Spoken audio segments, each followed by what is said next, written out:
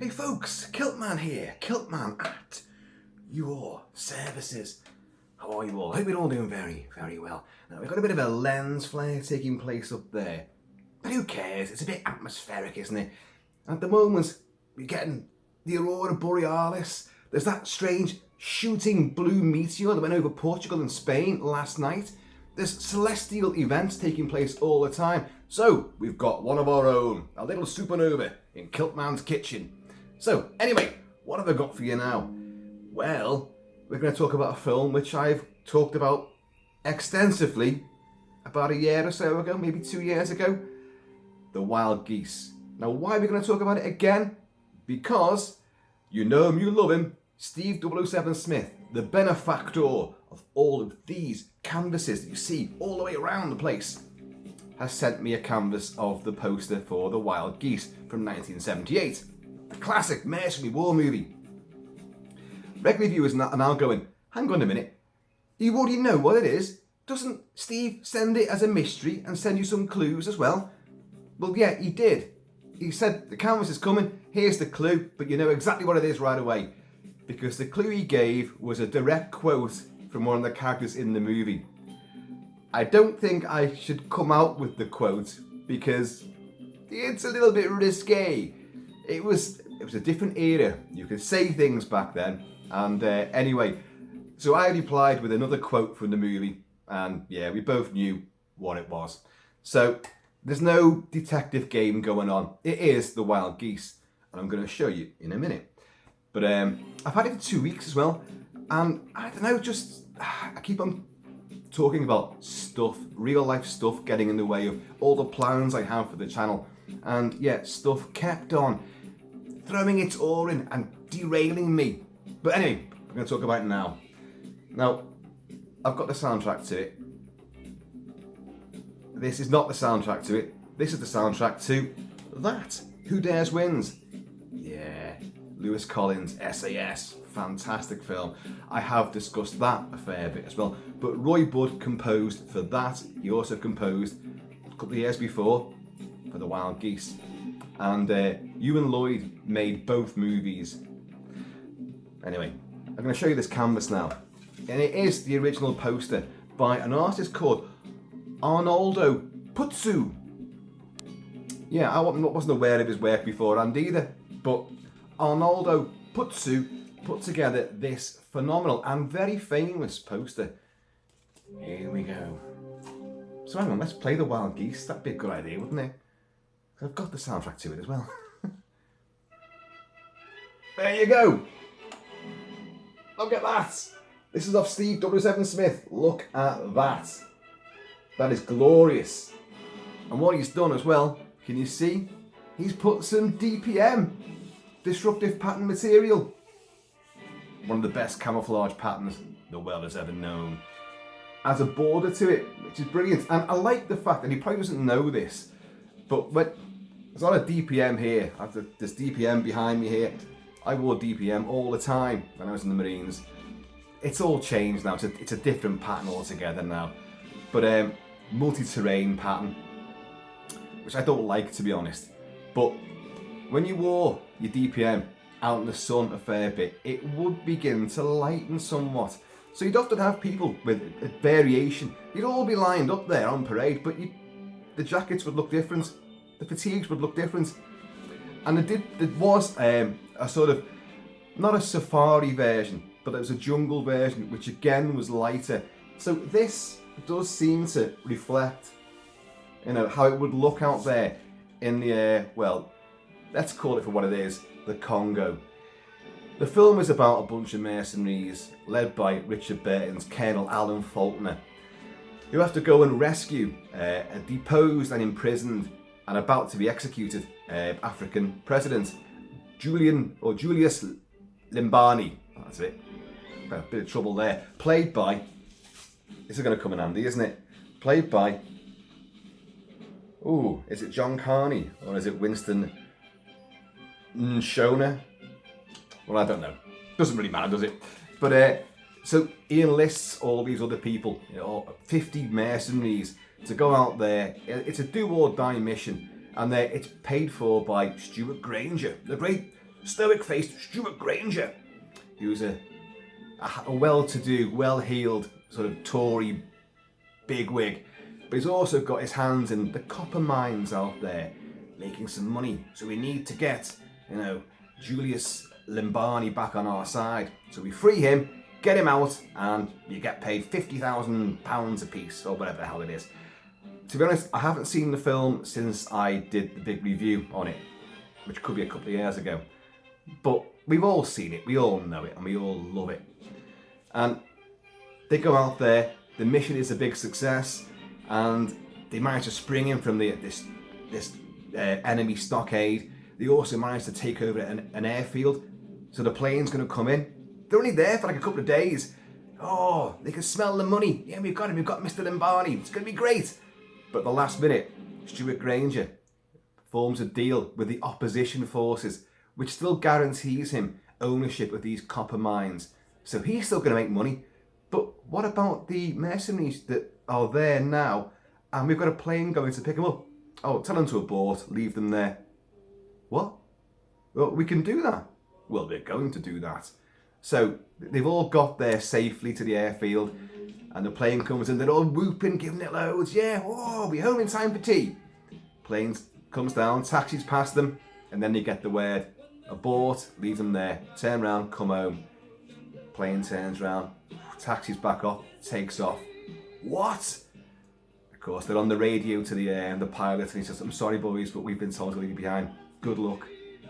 Good luck. Why do they need good luck? They're 50 mercenaries who are stuck behind, well, right in the middle, the heartland of enemy territory, with a murderous bunch of machete-wielding Simba warriors about to descend upon them. So they're going to fight for their lives and try to find a way out of there. We'll talk more about the plot and what happens in a bit, but it's based on the exploits of the once famous and heroic and then vastly notorious mercenary commander, Colonel Mad Mike Hoare.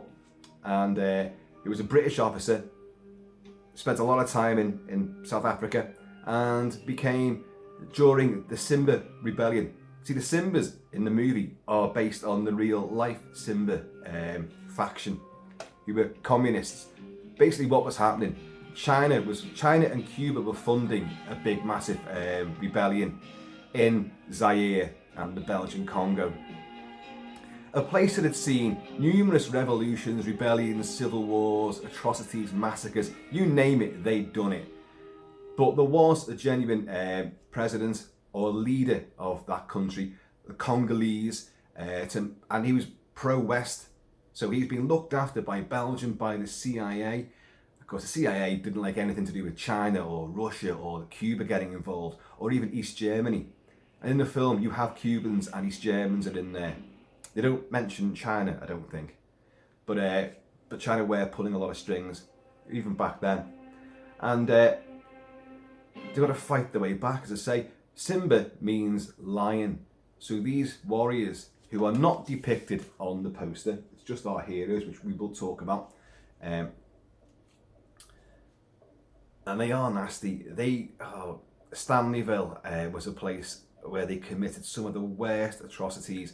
Now, I know this comes across as like, oh, that's just stereotyping, I'm afraid they did it. They were actually quite well armed, and they were quite brave. They were courageous soldiers, but they were massively unhinged at the same time. Their leader, whose name I have forgotten, he did a sort of reversal of Christianity and the baptism. He subverted the Catholic rites and masses and baptism, and he baptized all his troops with his own water. Basically, it was a drug, and it was a fetish and just folklore and a sort of bewitching tool, a totem. So his warriors imbibed of their leader's water, and it made them think that they were invincible, that they were impervious to bullets, that even if they were riddled with machine gun fire, they could go on and fight and kill. And that's not unique, because a lot of the Zulu warriors during the Zulu Wars did the same sort of thing. They had a potent brew, a concoction of all herbs and spices and weird stuff, which cannot be replicated by modern man. And again, it made them think they were invincible, and they just charge into rifle fire, and they just believed they couldn't die. And when a warrior thinks that, they're a very dangerous opponent. Even Mogadishu in Somalia during the events of Black Hawk Down, the Skinnies, the Somali army, basically, which army? They were pirates. They were mercenaries themselves. They were just the mob. Whoa, the mob. I'm sorry, folks. That was a bit of windy pops there that came completely out of nowhere. I'll soon sort that out. Cheers, y'all.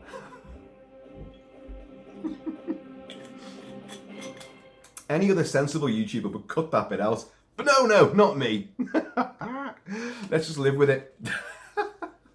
But yeah, in the Battle of Mogadishu, the events of Black Hawk Down, when all the Yanks were pinned down, well, the opposition, the Somalis, the Skinnies, took themselves off for an hour or two and calmed down a bit.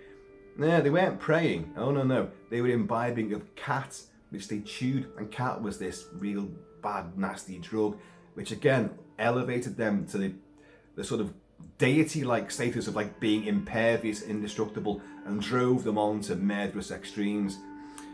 Back to the Simbas and their murderous extremes. When they attacked and took over Stanleyville and held hostage something 15,000, maybe more, colonials, white Europeans who were there, they committed massacres and atrocities. They got the mayor of the town, stripped him naked in front of all of the other hostages, beat him and cut out his liver and ate it. In fact, they cut out his heart. They cut out his heart in front of everyone. But a thing that they did do was take the liver out of their victims who were still alive, hack the liver out of them with machetes and eat it. They tossed babies into fire pits. They disemboweled. The president that they deposed, it was a chieftain of a village that they deposed on the way to Stanleyville. Oh my God. They hacked him to bits, took his head off, put it on a spike, burnt all his friends and neighbours. His pregnant wife, who was pregnant with twins, they disemboweled her and flung the unborn fetuses. Again, they stomped them to bits. This is the kind of people that the mercenaries were going up against. Now, Colonel, once Major, then became Colonel Mad Mike Hoare, was recruited by the Congolese, the ANC, the African National I'm not sure. It's not the African National Congress. The ANC, this is a different ANC. I've forgotten half of this stuff. But let's just wing it, shall we? As indeed our boys have to wing it in the movie. And he's recruited by them, and he created 5 Commando and many offshoots, 5-1, 5-2, 5-3, up to about 5-8 Commando. At one point he had something like 2,000 men. That got dropped down a fair bit as well. But these guys were initially regarded as heroes because they went in to Stanleyville along with Belgian paratroopers and French Foreign Legion with their 2-rep were there, and rescued a lot of people, got them out. There's harrowing footage of that, but they found, my God, it was a city of the dead, and these people have been hacked up, burned alive, skinned. They've done unimaginable things. So that's what Mad Mike Hoare and his mercenaries were putting up with. That's what they fought against. But because they were going into townships, villages, homesteads, colonial enclaves, and rescuing people, they were hailed as heroes. And of course, mercenaries, they're frowned upon by governments and by monarchs. They're great when you need them, and believe you me, we still use mercenaries to this day. Yes, we do. But we will deny all knowledge and all responsibility for them when the shit hits the fan. That has never changed.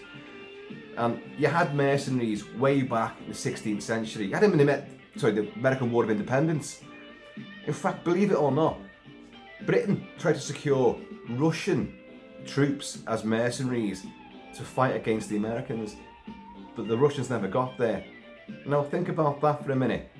Two of the superpowers at the moment, Russia and the United States, could have actually fought together way back. That might have changed the course of history, because the Russians might have actually formed an alliance with the Yanks, and that would have changed a hell of a lot of things. But mercenaries have been used for centuries, and the name of the film, The Wild Geese, it's based on a book called The Thin White Line by, let's see if I can find it here, by Daniel Carney, which again in turn was based on the exploits of Mad Mike Hall, and actually at the time more current events happening in Zaire. And where was I going with that? I was going somewhere with that.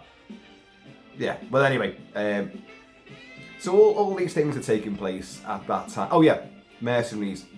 They're good when you need them, but they're bad when they do something bad, and they bring a bad name upon governments and shame.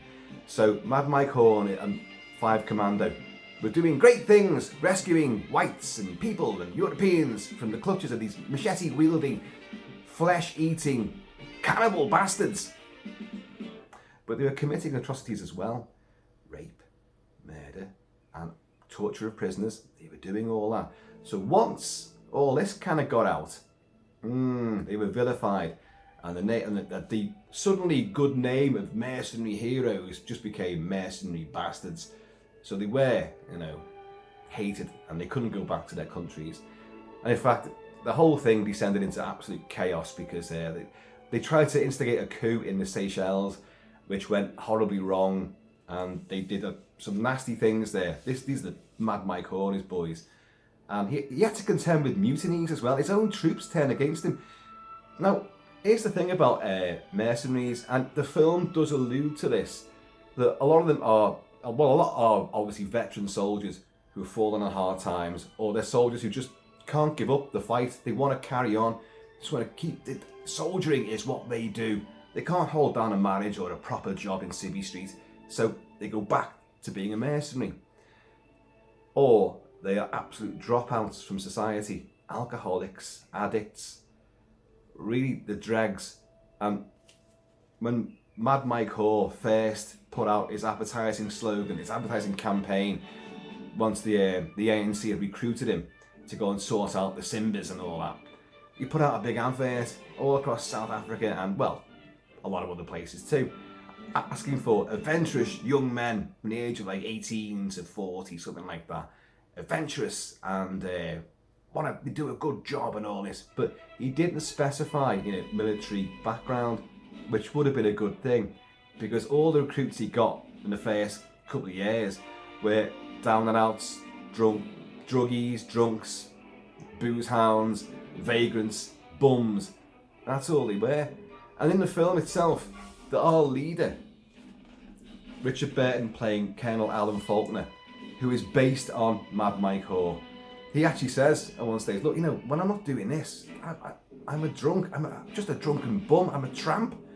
He says that. And when they start recruiting everybody else, it's alluded to that they're all alcoholics and all that. So there's a lot of truth to the movie, which of course is inspired by the fact that Colonel Mad Mike Hall was a technical advisor on the movie as well.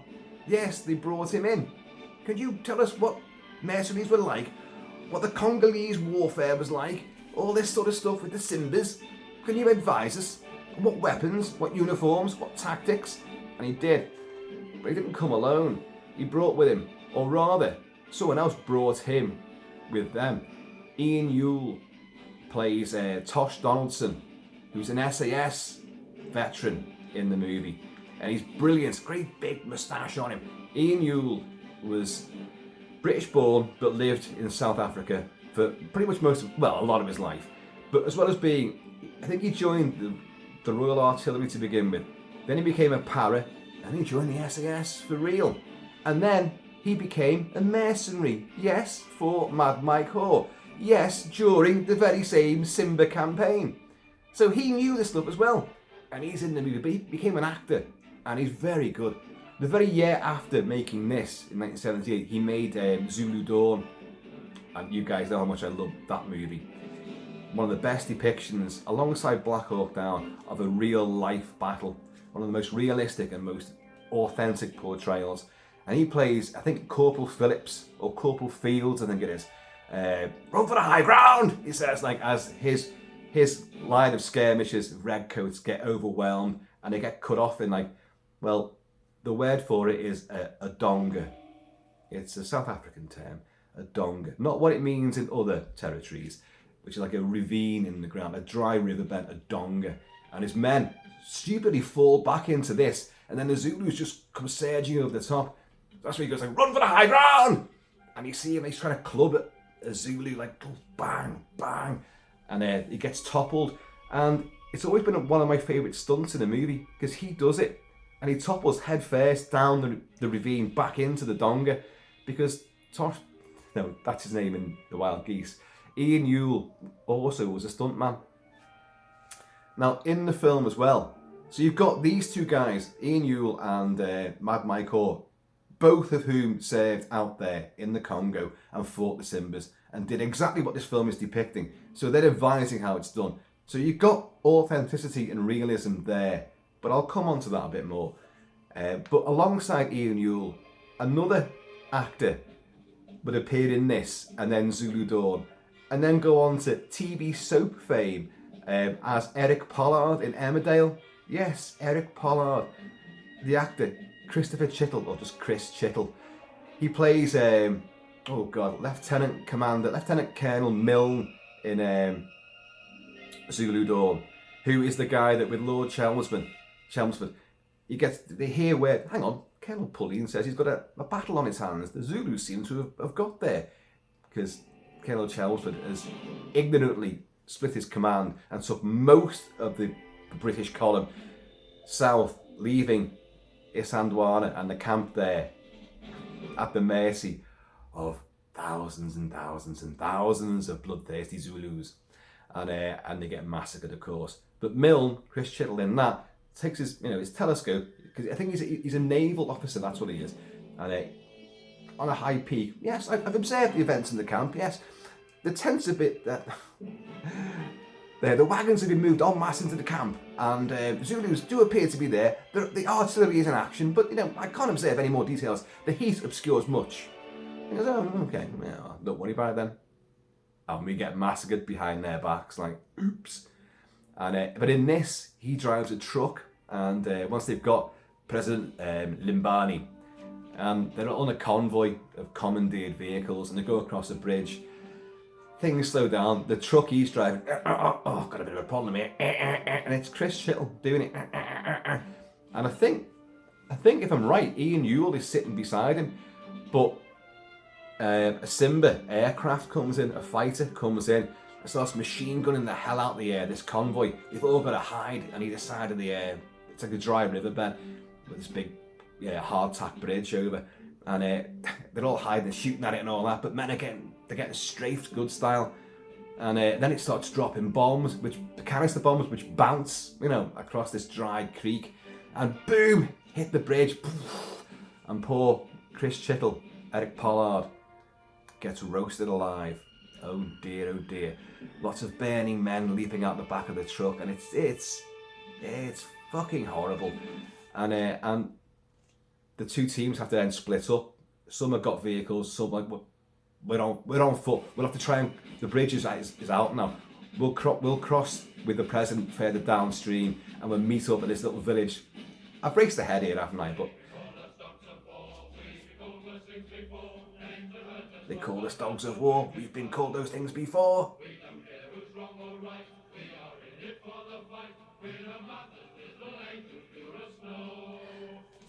But yeah, it's not. The film is nasty. The film spends a fair bit of time building this all up. The characters. Let's go on the characters here. Come on. So you know, right down here, we have Colonel Alan Faulkner, who's in charge. Richard Burton, the great Richard Burton. Up here, you've got Lieutenant Sean Flynn of the Irish Guards. Is he got a cigar there? It's a cigar. Roger Moore, having fun. Richard Harris. These two, Hellraisers. Richard Harris, fantastic. He plays Rafer Yankers, I think so. And his cap badge, what's that? What is that cap badge there? I'm trying to think now. What is that cap badge? Royal Green Jackets? I think it's Royal Green. They're all wearing maroon berets, but that's the Royal Green Jackets. That's the Irish Guards. What Richard Burton, quite wisely being a Welshman, it's the Royal Welsh Fusiliers cap badge he's got there. Hardy Kruger playing a Afrikaans guy who he's in it for the money, but he wants to go back to his home country to build a farm and live in the country that he loves.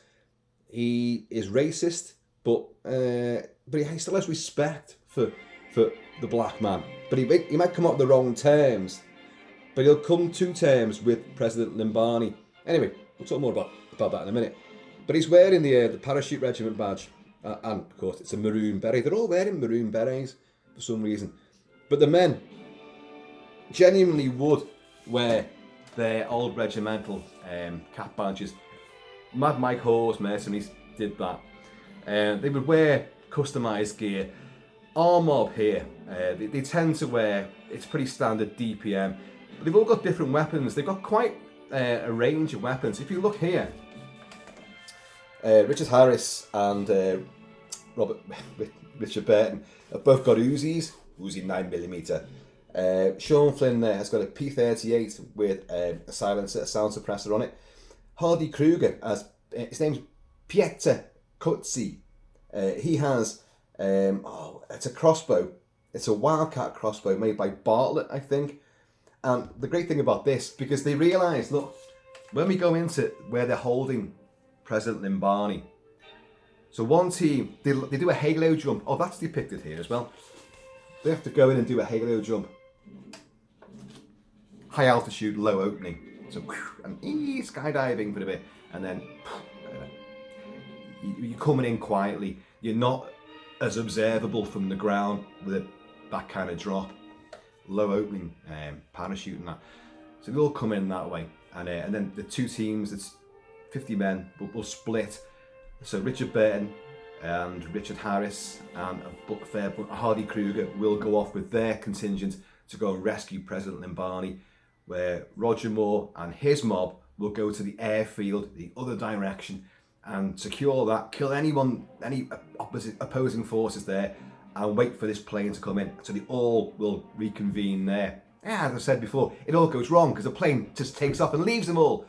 But Hardy Kruger, he said, look, they've worked out on the stockade, like the prisoners are all held there. There's all other people held captive as well. And Limbani's not a well dude and not well looked after. And he is up for execution at some point. But there's guard towers, so there's one guard there, one guard there, one guard there. Well, how are we going to take them out? Because it's going to be daylight. The whole mission gets brought ahead. It gets brought ahead by months, and then it gets brought ahead while they're there by a day. So it actually happens on Christmas Day. The Wild Geese is a Christmas movie, folks. You never knew that, did you? It's a Christmas movie. And Hardy Kruger says, well, I can do this with my crossbow.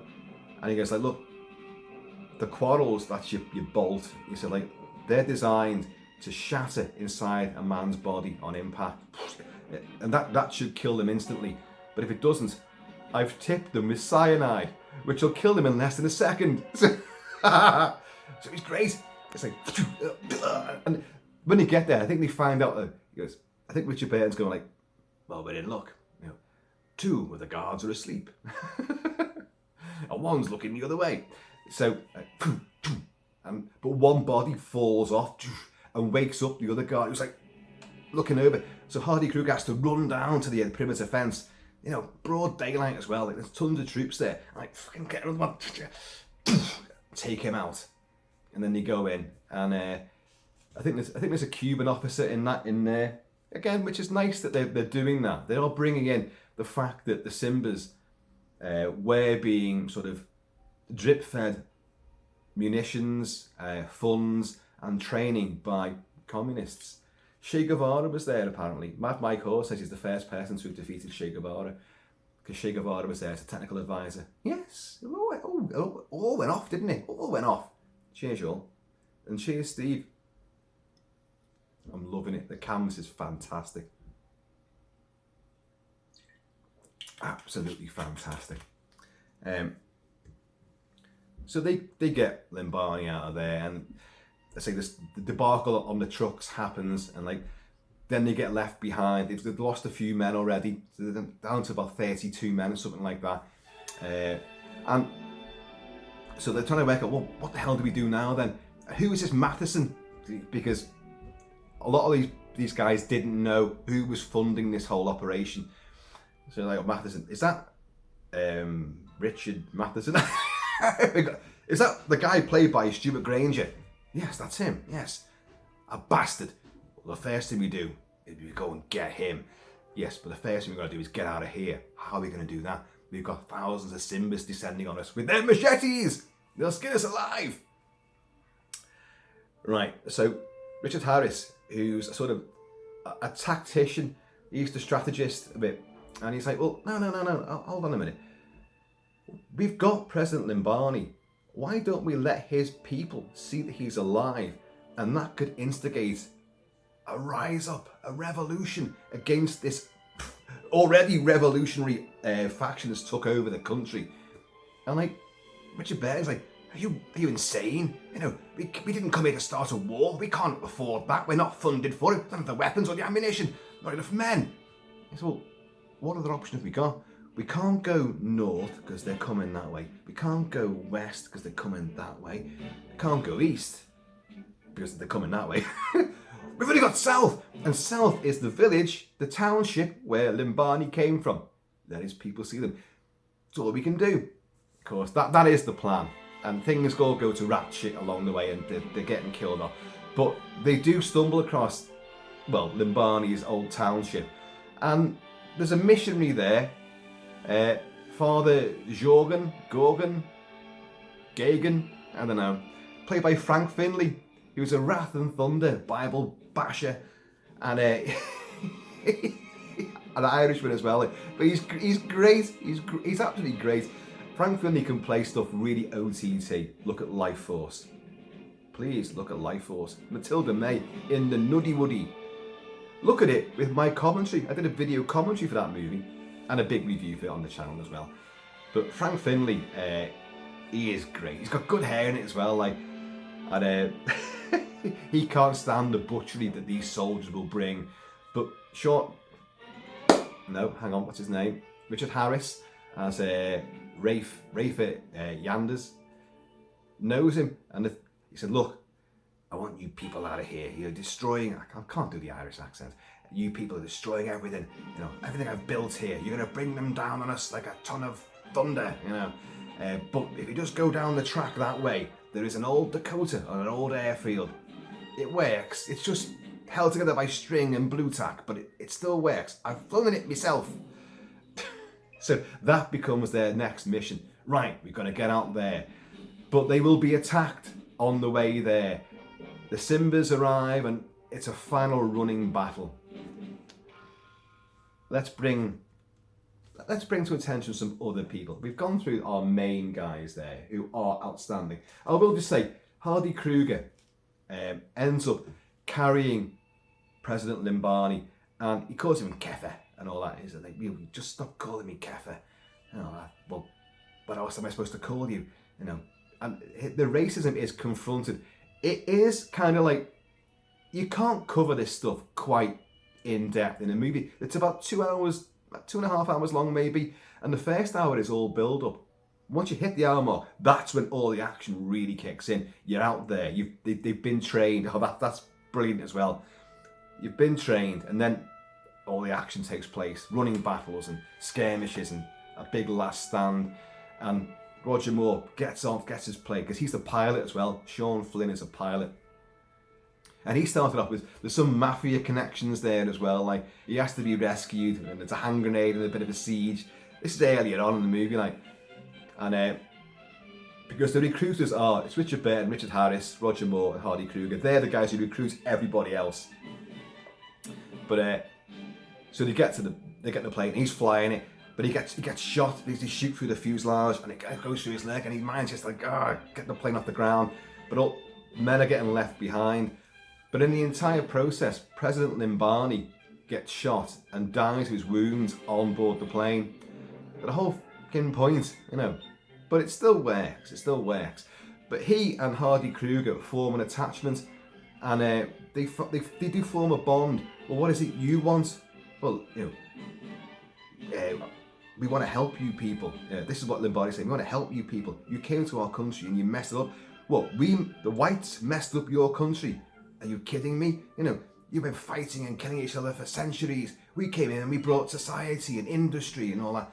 He said, and I was being torn apart by you crowd. But I'm trying to build a relationship between our two races, you know, and we can all work together. That's what I believe in. And Hardy Crew is kind of he's kind of melting to this idea. Oh yeah. They will encounter carnage on the way. And of course Limbani's he's ill and he's wounded. Hardy Kruger ends up carrying him on his back, and they get surrounded by Simbas, and he just runs, taking the Simbas down, like, and he fucking battles into one of them, and Limbani's on his back, like bouncing around, bang! And they do kill the Simbas, but one does manage to put a few rounds into Hardy Kruger as well, and he's coughing up blood, giving it loads, and the two of them reach out their hands to each other.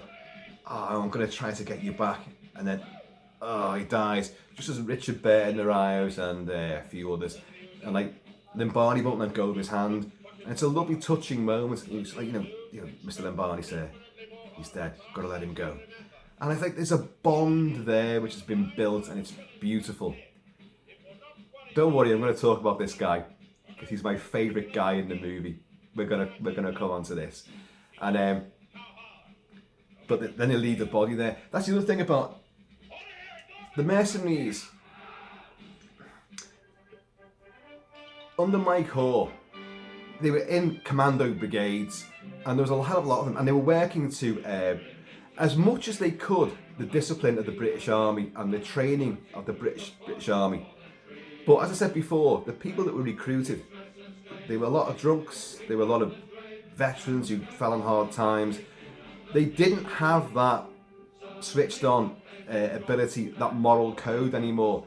So stuff did happen all the time.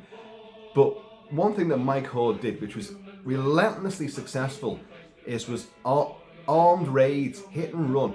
That village is taken over by the Simbas, or whoever it might be. There's other factions as well. You know, right? We've got jeeps, we've got cruisers, we've got trucks, we've got heavy firepower, big machine guns. We're going to just drive straight in and just machine gun everything. Very noisy weaponry. That's important. That was the tactic they were using. It was shock and awe before Schwarzkopf brought it in.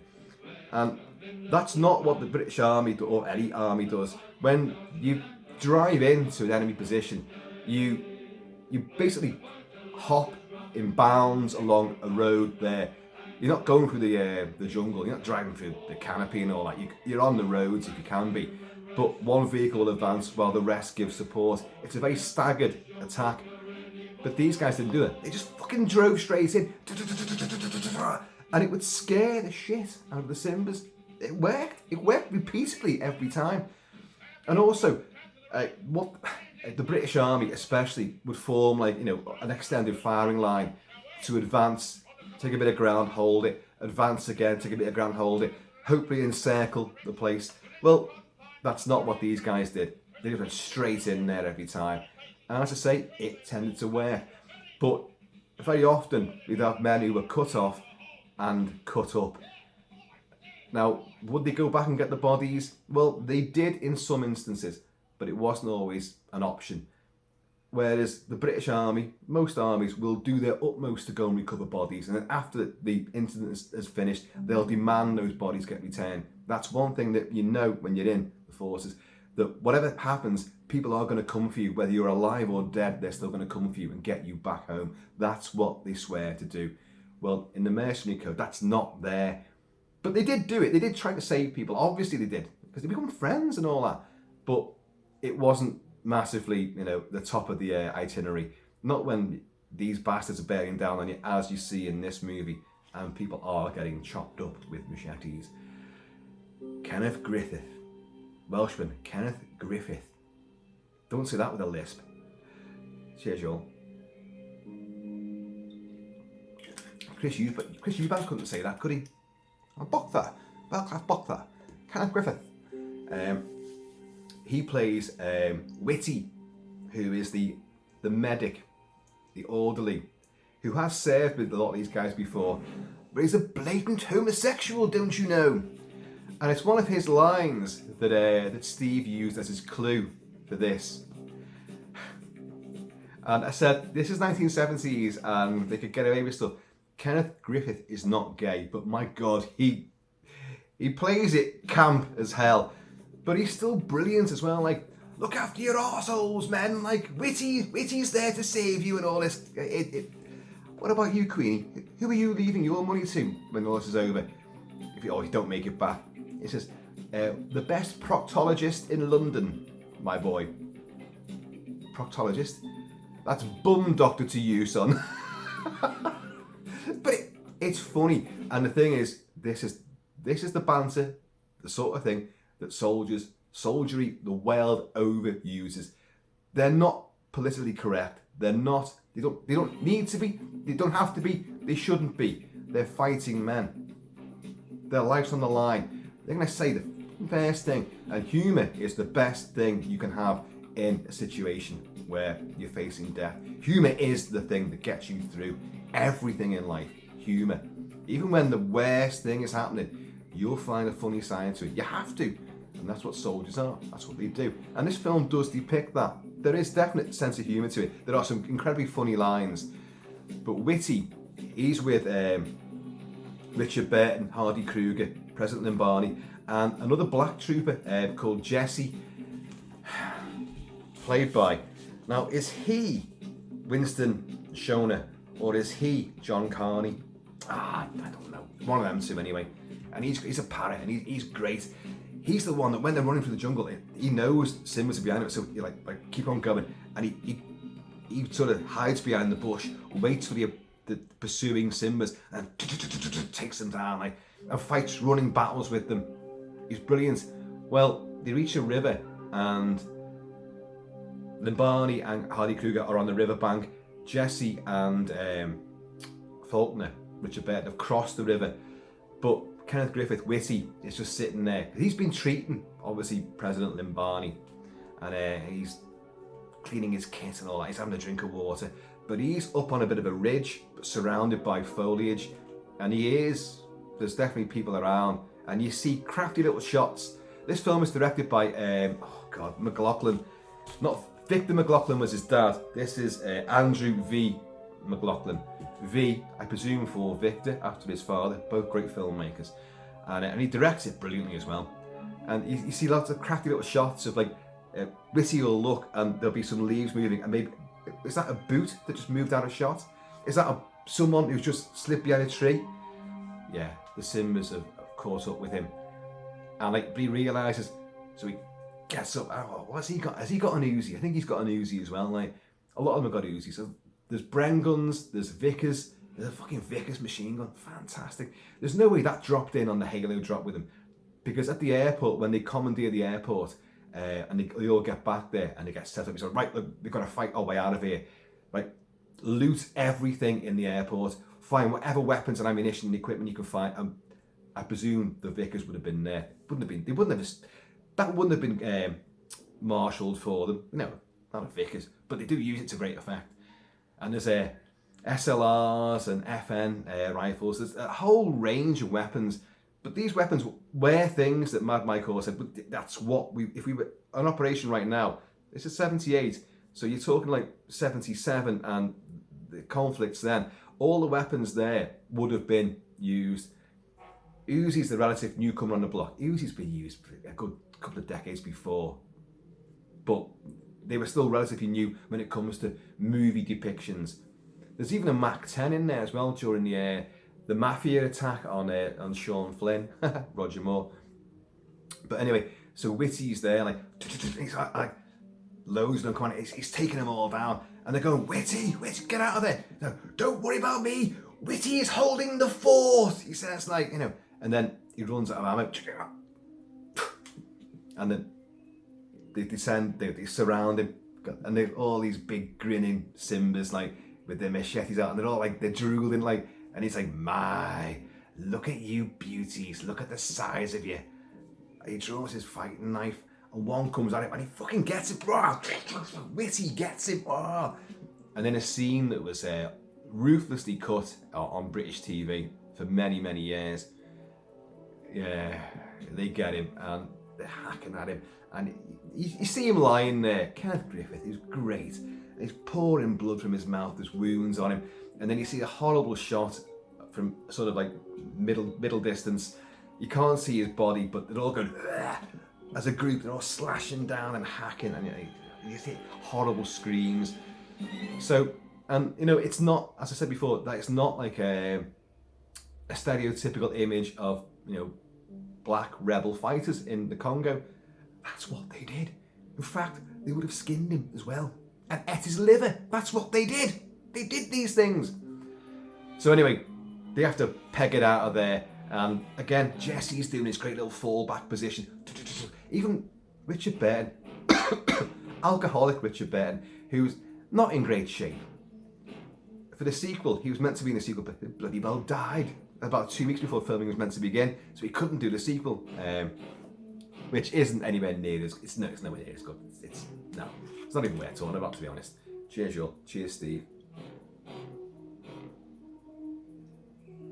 We've gone back onto Who Dares Wins here by Roy Borden, and so let's bring another character, and this oh god, I will struggle with this. The great Jack Watson plays a character that Burt Lancaster... No, hang on. Was Burt Lancaster meant to play this character? Burt Lancaster was meant to be in it. I think he was meant to play the Richard Harris character, but he wanted to be rewritten, and in the end, it didn't work out, and Richard Harris came in. But there was someone else meant to be playing the character of RSM, Regimental Sergeant Major Sandy Young, and in the end, the role goes to... And I love this guy, Jack Watson. Now, Jack Watson is a veteran of many movies, and I have a personal attachment to this character, because my father-in-law, Big Bob Alty, my wife's father, is a dead ringer for Jack Watson, especially in this movie, and well, he's recruited because he was the drill instructor that everyone who's been there, you hear his voice. I'll play it for you in a bit, like properly, but some of you met me before, some of you haven't. Those who met me before are in for a big fucking surprise, because everything's going to be even fucking worse. And even Richard Burton and Roger Moore and Richard Harris are going to have to be trained and drilled well, I'm not sure how long they specify this is for. I have some knowledge about these things. I don't know in the film that they actually say how long it is. So the basic beat up training, and they're getting beasted all the time, running around, and they're going to do a para jump, aren't they? So they're off the high scaffold, to do the para jump and all this. So and the whole time, Jack Watson, a great British character actor, is effing and blinded, and he's kicking them, and Whitty falls over at one stage in the dust, and he's like, "Get up, you fucking whining faggot, or I'll sew your arsehole up." Just fucking genius. Well, he and Colonel Faulkner, Richard Burton, go back a long way, and there comes a time where, they've done all the training. The mission's been brought forward to have one last night out in town, go and get pissed, shag all the birds, but get your asses back here in the morning, because we're taking off and all that, and it's going to be Christmas Day as well, and he says to RSM Sandy Young, Jack Watson, this is Richard Burton, he says, "Well, Sandy, you've earned your money 5 times over. I want you to have a happy long life." And Jack Watson's like, "Sorry, what are you saying, sir? I don't quite understand you, sir. I want you to go back to your rose bushes and your wife and live the rest of your your life in happiness. So like, begging your pardon, sir, but you can take your money and shove it up your arse, sir. What? I've trained these men. I love them. They're my men. And if they're going to go out there and die, I'm going to go out there and die with them, sir. So with respect, sir, I'll be on that plane in the morning, sir. And he's like, oh, okay. Salutes, and Sandy walks off and goes on the mission.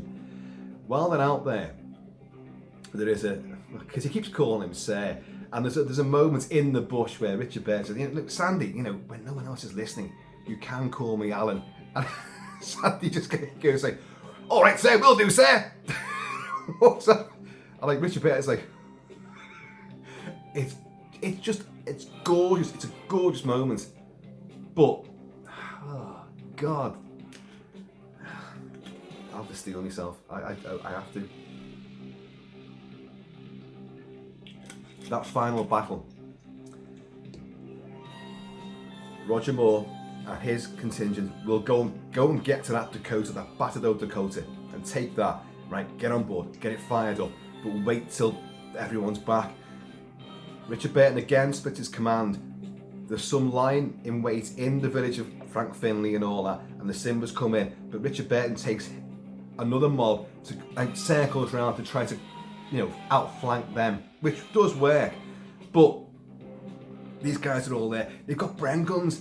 I mean, oh God, Stanley Baker's son's in it as well. Stanley Baker's son, Glyn Baker, are playing a trooper called Esposito, and he and what's his name, Sandy Young, the RSM, have had run-ins before because he's too afraid to jump off the scaffold for the rehearsal para jump and all that.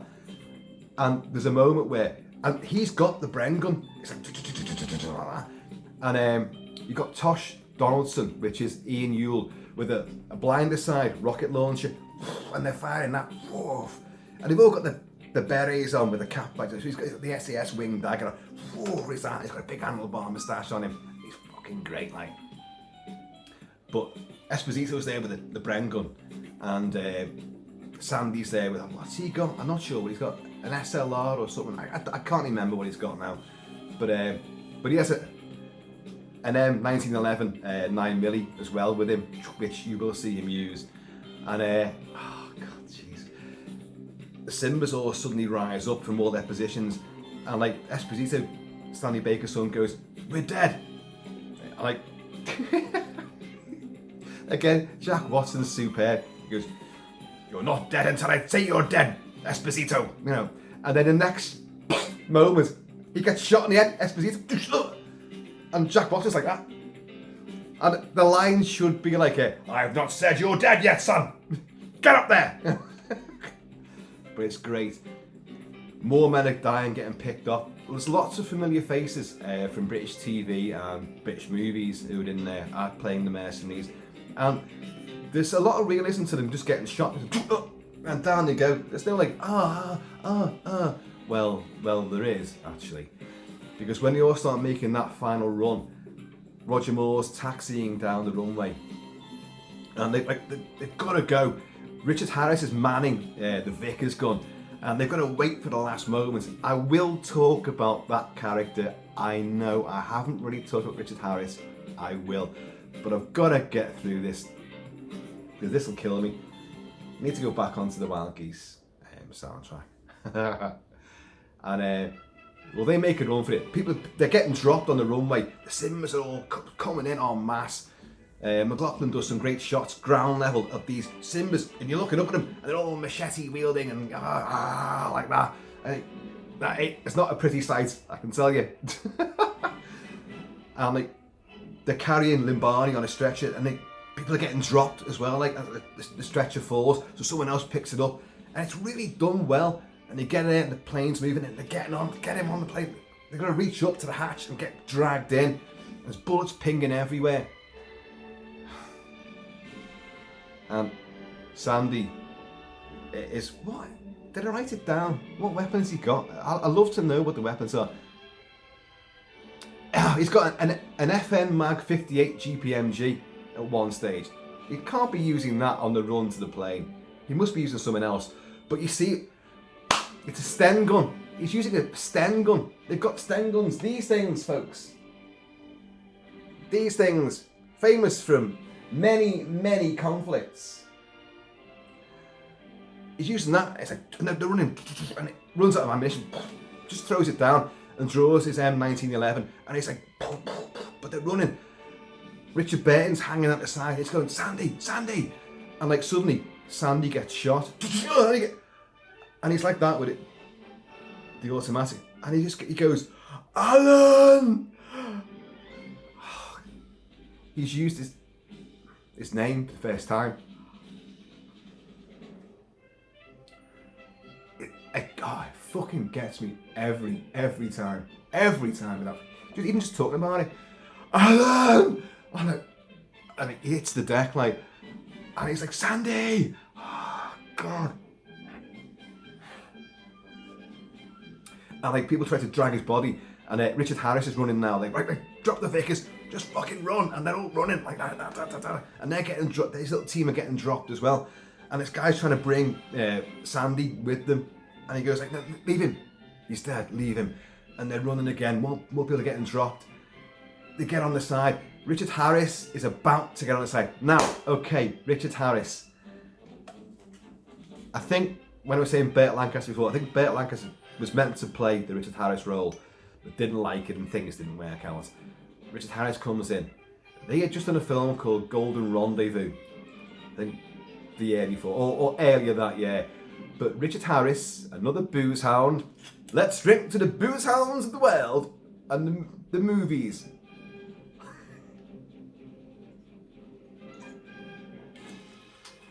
Had delayed that film and put the film into financial lumber by being pissed all the time, forgetting his lines, rewriting his lines and forgetting his lines, and being drunk on set or just not arriving on set. So when it fell to him to play the character, they said, look, you know, you and Lloyd and the producer said, like, and insurers said, like, his fee for the movie, that's the guarantee, that's the insurance. If he fucks up this and delays it by a day, you're paying us that. He will lose that, forfeit that. Okay? So you've got to keep him under control. Richard Harris didn't put a foot wrong. Didn't. He still drank, but he still arrived all the time. Richard Burton was drinking as well. You know, these people were. Funnily enough, Roger Moore said, look, can you take some lines out? I'm saying way too much. And they go, what? You're Roger Moore, you're now James Bond, you want to take lines out? He said, yeah. He said, have you seen who I'm playing against? You want me to act against Richard Burton and Richard Harris? Forget it. Don't even go there. I'm not even going to try to do it. So take these lines out. He does have a great line, which was a famous outtake on the vintage British blooper show, It'll Be Alright on the Night with Dennis Norden, where they get into the airport and they're waiting for the plane to come and pick them up, and the code names are Iron Man, no, what is it? Yeah, Iron Man, Wild Goose, and he keeps getting it wrong. But in the film he says, it's funny on the outtake as well, but in the film it's like, Iron Man, this is Wild Goose, goose yourself in here, we're waiting for you. And he says to everyone else, like, these stupid names. It's like someone's going to put the finger up Tin Man's bum. it's just genius. It's fucking genius. It sounds ad-libbed as well. But, again, where was I with that? Oh, yeah. So Richard Harris. Well, he plays Rafer Yanders, and he and Alan Fulton go back a long way. The night before they're about to go on the mission, when all the lads go out to get pissed and have fun and party on down, he says to Faulkner, look, you know, he's got a son, and his son, this cherubic little lad, plays rugby for, I don't know, is it whatever boarding school he's at, like, and he's already missed. He said, like, look, I'll take you away. We're going to go to Switzerland or wherever we're going to go skiing. Whatever he says to his son. He said, like, I've got a job to do, but I'll be back in time for that. But of course, the job gets brought forward by a couple of months. So he has to go and see his son and say, look, you know, that little holiday are planned. It's still going to happen, but it won't happen at Christmas time. It'll happen later. So, you'll be all right with that. You know right then and there, he's not coming back. And of course, but he says to Richard Burton, look, if I don't make it back, I want you to promise me with the money you'll look after my son. I forgot the son's name now. Emil, please look after Emil. And Richard Burton's like, what, me? I don't have any children. I got a clue. This is what he says, like, we're not doing this. I'm a drunken bum. I'm a tramp. That's all I am. And he said, like, oh, maybe this will give you, something to do. Something to get up in the morning for. Maybe this will sort you out. And they shake on it. So, you just had Sandy Young. Alan! I just can't get through that moment. I just simply can't do it. And then you get another one right afterwards, because Richard Harris, Rafer, gets shot in the leg, and he's hanging on the side of the hatch. And I was like, Rafer, come on, you can do it. And he drops down on the tarmac, and Richard Burton's shouting to Roger Moore, stop the plane. But he said, if I stop it, I won't be able to start it. We won't get out of here. We've only got one shot at this. I can't slow down. I can't stop it. We've got to take off. That's all I can do. And he's right. Of course, he's right. And Richard Harris gets up and he's limping. And he looks behind. And they're going like, Rafer, come on, Rafer, you can do it, Rafer. And he's trying to run and all that. His leg's shot. And you see the Simbas coming down the tarmac and all like, hey, I'm going to have you. You're the barbecue tonight. And he's like, Alan, kill me. And Richard Burton, he's like, I can't do it, I can't. And he's like, Emil, think of Emil. Kill me. Oh. So he has to kill him. And he rolls on the tarmac. Now, thankfully, sadly, you see him lying there and the Simbas all running up. They're getting the cameras on the ground. And you're like, oh no, they're going to do all this. Well, they don't. They just run past him. But they would have butchered him regardless. And as Richard Burton does say, I had to do it. They'd have cut him into little pieces while he was alive, So, the film... Well, let's just get to how it does. Limbani dies. They are denied permission to land in a certain airport, but they say who they've got on board, and they're allowed to land. It would be problematic for these guys.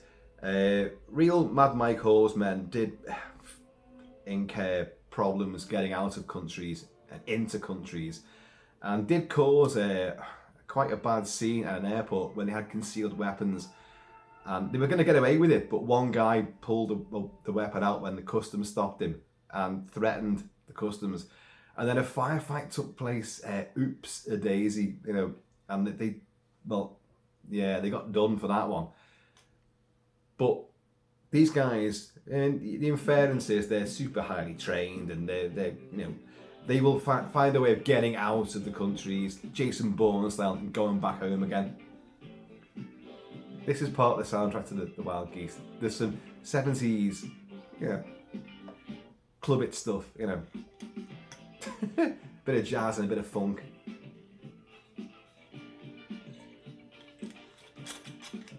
But what happens is so they get away with it. Limbani's dead, but the few surviving Wild Geese have got away.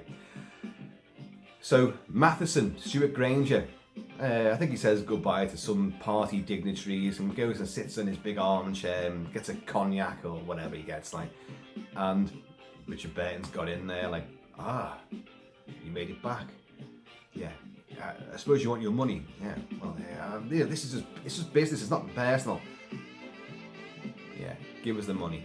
And then he plugs him, kills him. That sounds really anticlimactic. It kind of is in a way. But the real ending is, again, you're on the rugby field, and little Emil is there, and Daddy doesn't turn up, but Richard Burton does. And he comes over and he's like, you don't know me, but I'm a friend of your father's. My name is Alan Faulkner. I'm actually making this up. I can't remember what the hell he says. But one thing he definitely says is, as the two of them walk off, as the frame ends and the film ends, he says, "Let's talk about your father." Oh. So the Wild Geese, these guys here, it's action-packed, it's brilliant, it's on the money when it comes to all the things you want from a 70s action drama adventure movie. It is hard-hitting, it is nasty, but it's funny, it's charismatic, the training sequence is stellar, the action is brilliant, the characters are spot on. It covers all the racial tensions, the morality of the whole thing, or the immorality of it, the mercenary nature. It's just in it for the money, you know. But my God, the emotional bits really, really pack a fucking wallop. I mean it. Now they're not lingered on. That's when Hardy Kruger dies. That's the longest sort of death scene, and you do feel that one. And you know, President Limbani, you know, he just looks stunned. He's seeing death all around him, and a guy that he's learnt now to not only rely upon and trust, but also to in his way love. And they've met, because even Hardy Kruger says, like, you know, I admire you. I like what you're saying. Maybe you and me and our peoples could get together. It sounds cliched. It does. It sounds a bit too on the nose, but it works.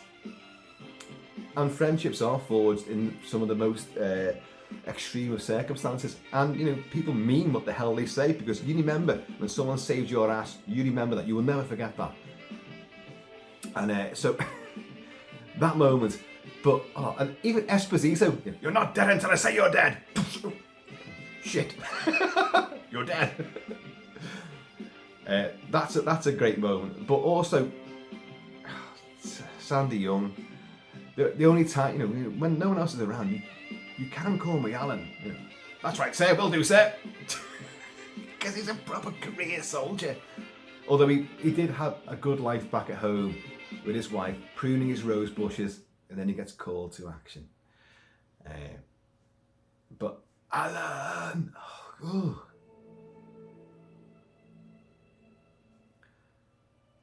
No. When you've seen people die, when you've seen it like that, it's moments just seem only fleeting in a film, but they're the things that will never, never, never leave you. The things that will haunt you.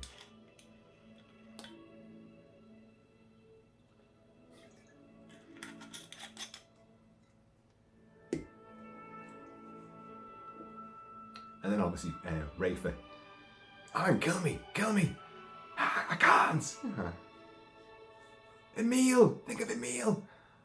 Oh. Brilliant. The film is fucking brilliant. Now, I think Steve asked me about how realistic is it. Well, I'm pretty certain I covered this and I did the big review of the movie itself, which if I remember, I'll put a link to it down below. If I don't, you can find it. Kilt-Man, the Wild Geese, and you'll find this video as well.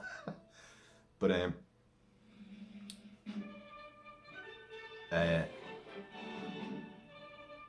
yeah, realistic. Mike Horse said the film was a great depiction of the real life and lifestyle of the mercenary. I don't know so much about that. It doesn't show a great deal. They're only there for a couple of days, let's be honest, and the entire thing is an action, bloodthirsty battle. You know, once they're there, that's accurate enough, I suppose. They do move en masse a lot through the bush, and when they're attacking the stockade where President Limbani is, there is a scene where they creep in. Is this at the end? No, this is in that rescuing Limbani. There's all Simbas sitting in like a cafeteria area, and a big squad come down, and they're inside, but they're looking through a window like that, but they've got the berries on and their heads are popping up, and no one spots them, and another bunch of them arrive on the other side and pop up over the windows, and no one spots them, and Jack Watson, hand grenade, throws it in, boom, a good explosion. People are flying through the windows and all that. Like bodies are catapulted through the air on great big springboards. But you don't, unlike Commando, you don't see the springboards at all. So it works better that way, obviously. And then they go in and if I remember rightly, Jack Watson's group, Sandy Young's group, they're strafing all these Simbas. But in the windows over there, you've got their own men strafing in again. Now, that's not... You can hit your own men. You can do that. And so I don't know. And I think they might try... I have to watch it again. They may try to angle it so that they're sort of off that way. And so these are shooting there and they're shooting there, which, okay, would perhaps work. But anyway. But they do move. They do tend to move quite in a big group. Lots of them. 20, 30 people. Like angry ants. Move over there, move over there. It's not quite how it's done. They're taking out of centuries. Actually was pretty good. With his silenced P-38, Roger Moore's pretty damn good. Jesse doing his little rear action ambushes is exactly right. Taking the fight to them, that's exactly what these guys would do. That's exactly how they fought. So that's genuinely accurate. The maverick nature of it, despite Mad Mike Hoare's real sort of determination to create a British army away from the British army that isn't sanctioned by the rules and the guidebooks of the British army and the regulations of warfare and all that. Yeah, I kind of get that. He trained the men, he drilled them. They had a proper working day with training regimes and weapons instruction, signals, radios, equipment, vehicles. They would work and work and work and work all day long. But they had plenty of free time. But when they're out in the field, don't forget, I said like 5 Commando did split into like 51, 52, 53, 54, 55, 56, 57, 58 Commando groups with an officer, two officers and maybe subordinates, and 30 to 35 men each in their detachments. Now, they'd be dispersed all over the Congo, and they'd often act massively independently from the head shed, from Hoare himself. And a lot of the mutinies that took place, which did take place, Mike Hoare pistol whipped one of his men one time, and he also blew the toes off a man who raped a Congolese woman. And he was a footballer back home. They did like a little committee to work out. Him and his officers are like, oh, how are we going to punish him? And summary execution. They were going to execute the guy, but hang on, execute him or what? What we're going to do? So they put the ideas in a hat, and he went like, oh, okay, look, fuck this. He's a footballer. Well, he wants to go back home after this and play football. Well, fuck that. So blew his big toes off. Got done for it, of course, but he admitted these things on TV programs and all sorts. Like, Mike Hoare was a whore for the media as well. Cheers, y'all. And in fact, in the movie, on the scene in the bridge where Christopher Chittle from Emmerdale, Eric Pollard, gets burned alive and the trucks are all on fire, they have several wounded men. Whilst Roger Moore and his group are able to get away, you've got Richard Burton, Hardy Kruger, and Jesse and President Limbani. They're stuck on the other sideline, but they've got 3 wounded men who are lying on the bridge, and so that we can't carry them. Now this is true. This is something that happened as well. It's like, look, we can't take them with us. We can't leave them the Simbas, because they'll be here soon and we can't leave them alive. So, and these guys are conscious, and he has to kill them. Richard Burton does it, and he says like, oh, well, I can't make anyone else do it. I'm the commanding officer. It's my job. And one guy just turns around and smiles at him. In all honesty, you wouldn't be screaming to look, take me out of here, take me out. You'd know, look, you can't. These are all veteran soldiers. You can't get me out of here and survive. And doesn't matter, we could get maybe half a mile or several clicks down the track into the bush, but they're going to catch us because you're carrying this dead weight, and then we're going to be skinned alive. Just do it now. You can't leave me here alive. Just fucking do it and then get away. You'd do it. I'd do it. I'd want them to. Too fucking right. Or maybe you give me the gun and I'll do it myself. But it's what would happen. In the normal army, normal military, that does not happen. Yes, it has happened, but it ain't the norm. But for these guys, when no one's going to come and rescue you, and you'll be ignored, you know, by the governments and the people that you are fighting for, fucking get shot. The equipment is great. The fact they're wearing berets is exactly right. The mercenaries did. Royal Marines, my mob, once you're in conflict, that fucking helmet, that came off. Yeah, unwisely in some cases, and your beret went on. Your beret went on because you were showing who you were, and people were afraid of who you were. It's point of pride as well. It's honour for your regiment, honour for your corps, your contingent, your detachment, your troop. That's what you do. So, and the mercenaries definitely did wear their berets if they were former forces. So, the kit, yeah, the kit's pretty good. The weapons, as I said before, very definitely, the weapons would have been using them. And the hit and run tactics, yeah, it's all pretty good. The final battle, yeah, that's exactly right. Wait until you basically see the whites of their eyes before you start firing. Yes, that's exactly right. You've got to get. There's a reason for that, because in the film it's kind of shown that as the Sims are charging, and they kind of get now. He's like, no, wait. This is Sandy again, Sandy Young. Wait, and then they're right up now, because you're going to take out a vast swathe of the front rank of the troops. You're going to cause disarray in the middle ranks. The back ones are not going to know what's happening. They're going to still surge forward. So you're going to be cutting through the first crowd, then the second crowd. The rear echelon are going to turn around and run as they do in the film, and they're still within range to cut them down. That's why you do it, folks. So that makes sense. You know, you wait until the last moment. Of course you do. Don't fire straight away. You're going to expend a load of ammunition and probably hit nothing, or a couple of them. So, no, the tactics, by and large, do seem to work. Some of the clumping together of the troops is a little bit, I don't know, well, I'd say wrong. but otherwise, I think the film holds up today as a great, tremendous action movie with a bunch of older stars.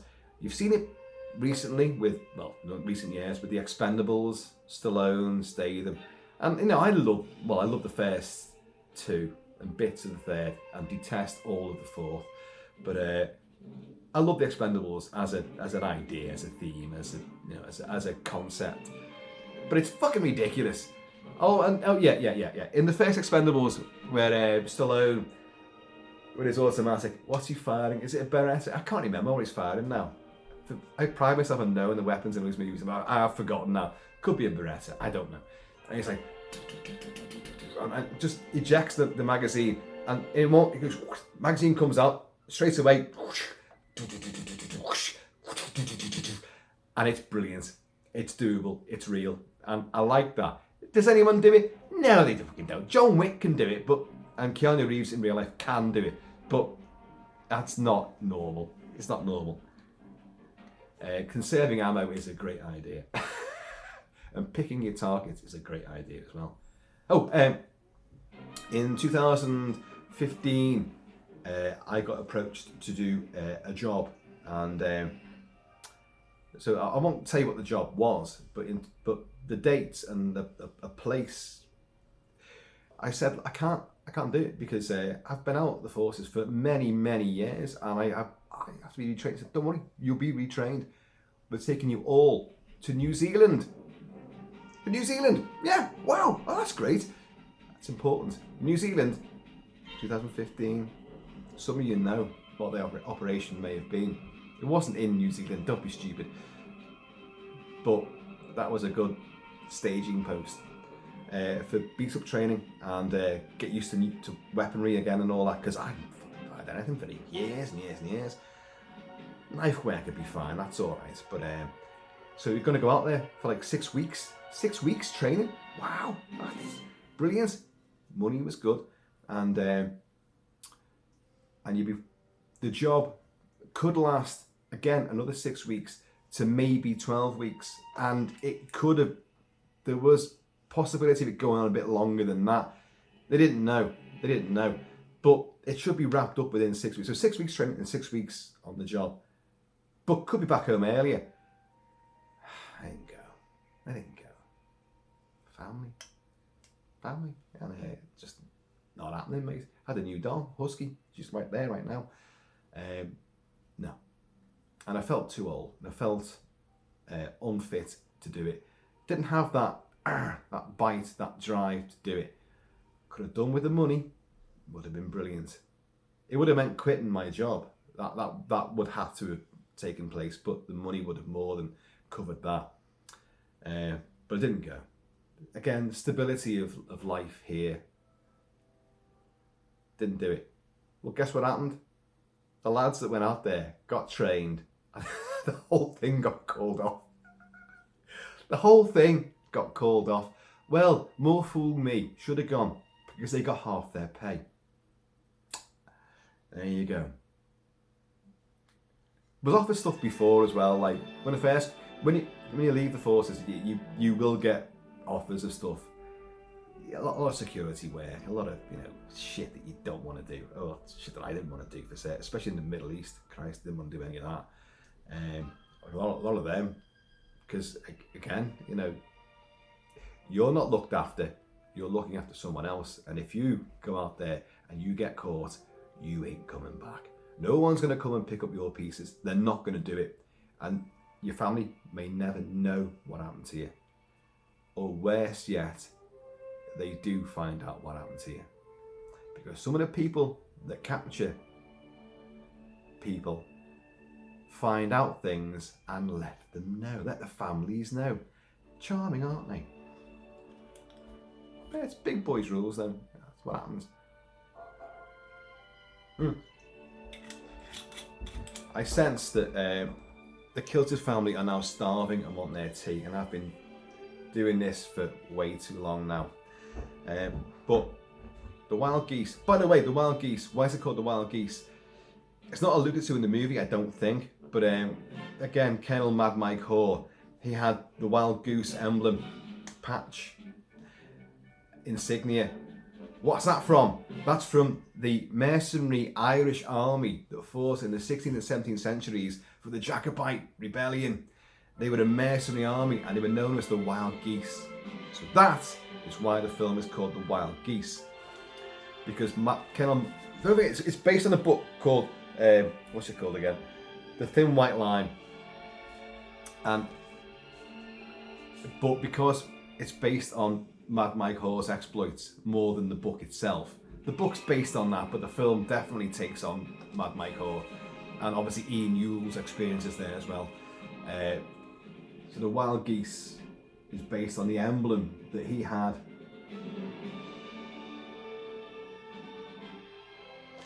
See what the line is? The dogs of war, the best mercenaries in the business. It's the best damn mercenaries in the business. Why the hell they bleeped that out? I God knows, but they did. On that poster, they did bleep it out. But isn't it a wonderful poster? They look great. The little cluster of them look fucking great. The Halo jump behind is fantastic. It's got, I don't know, Serengeti plains, which is not where it's filmed, but sort of the ochre tinted landscape, the sweat, heat, haze, that kind of works as well. And the depictions of these guys is absolutely spot on. They are wearing their berets in ridiculous ways, but it's like I actually know people that have done this sort of thing, and I've seen photos that they've brought back. And again, because it's not regulations, they're not wearing a beret the right way anymore. It's like fucking flopping all over the place, like. But they're still wearing a beret. That's the main thing. And the score from Roy Budd, Joan Armour Trading sang the song, The Flight of the Wild Geese, which is brilliant. You've probably heard it in the background there. I have not got time to play it now, but we will go on to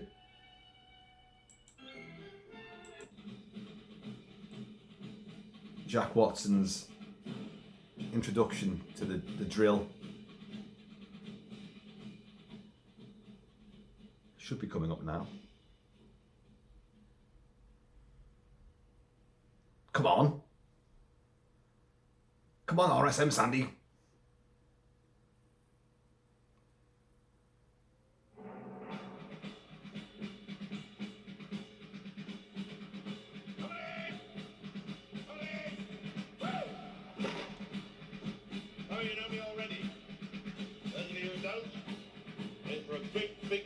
Surprise. Those of you who do can expect an infinitely more horrible time than they care to remember. Any man here steps out of line and I will kill him stone dead. It will not worry me in the slightest. For no Queen's regulations here. And when I say jump, you ask how hard. I'll make myself clear. Order here and don't make myself clear!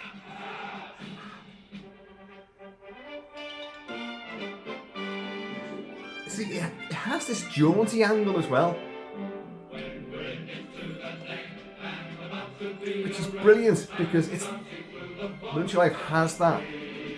It's got the shit end of the stick as well. It's got the bloody carnage. It's got the sad death, loss of friends and comrades. But it has such great character building, bravado, and comradeship. It's irresistible.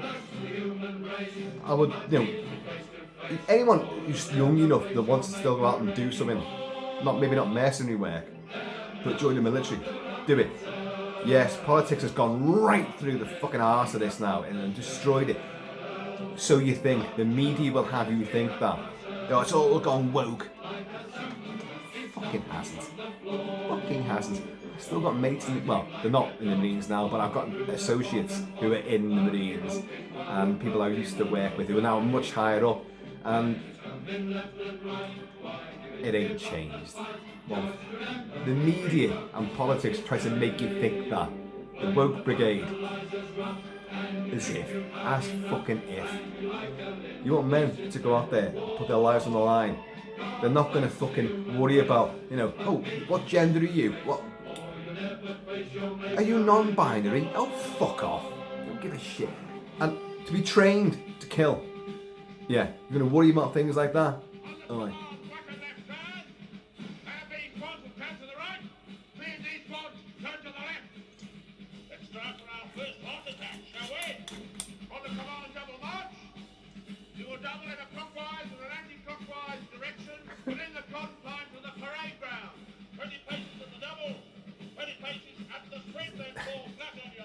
And this crossover thing, yeah, I've done that, but this is something that my court did specify. Yeah, I made them do this in the dust, in the dirt. Folks, there you go. From Steve 77 Smith, The Wild Geese. There you go. Look at that. Absolutely amazing. Wonderful film. There is a Blu-ray of it on Arrow, from Arrow Video, which is well recommended. I think it has the sequel on it. I can't remember now. Who cares? Shit. It is. I'm sorry, but it is. But The Wild Geese itself remains an absolute classic. It's 70s cinema. Ewan Lloyd went on to make that, and this is the music again from that. Who Dares Wins, and North Sea Hijack. Oh no, was it North Sea Hijack or was it the Sea Wolves? I've forgotten which one it is now. Maybe both of them. I don't know. I don't care. The most important thing. Oh god, Windy pops again. The most important thing is he did The Wild Geese. And Who Dares Wins. And that's where the money is. And I've covered that a lot as well. And the tactics. And although Wild Geese has a few fallacies in it, but it's still pretty authentic in many other ways. This is authentic in some ways. It's modelled on the Iranian embassy siege, of course. But I'm afraid I've got to bring it up again. You are not going to dangle two SAS operatives beneath a fucking helicopter on ropes and fly them straight towards the target, hanging there precariously, and then smash them through windows. A, you're going to probably miss the fucking windows and smash them into the wall. B, the enemy, you're going to see them and just fucking shoot them. It is in a great film. The siege is fucking awesome. Their attack is fabulous. But that moment, you're like, what? Even as a kid when it first came out, I thought, really? Really? And I've worked with some of these guys. Fucking, I know their opinions are like, they all love the movie. They all love Lewis Collins, who don't forget, actually wanted to be in the SAS. And he drew too much attention to the regiment because everyone knew he wanted to be in it because he was making a fucking movie. And he had trained, and had he passed selection? He had passed selection. I'm sure he passed selection because he could do it. But the regiment were like, no, you film star, you too important. And Lewis Collins, who by the way lived down the road from me here. Well, 3 miles down the road in a place called Morton. That's where he was.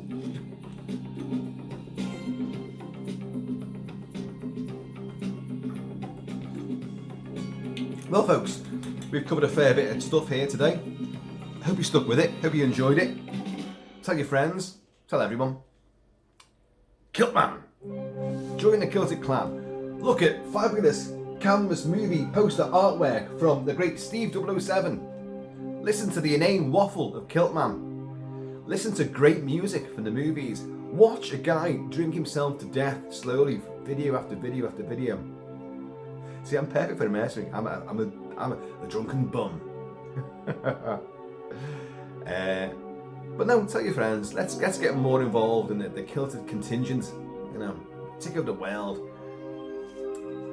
And in the meantime, and this ever mercenary in between time, please keep it Kilted, keep it Celtic, and I'm going to see you all